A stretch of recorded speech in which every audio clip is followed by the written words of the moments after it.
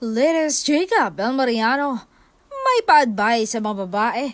May hugot ba sa kanyang love life? May problema ba? Ayon sa aktres, wala naman raw. Ito'y natutunan niya lang sa kanyang ina. Wala man raw problema sa kanyang buhay, pag-ibig.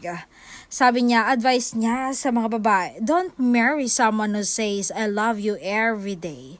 Marry a person who never disrespects you because words is the cheapest things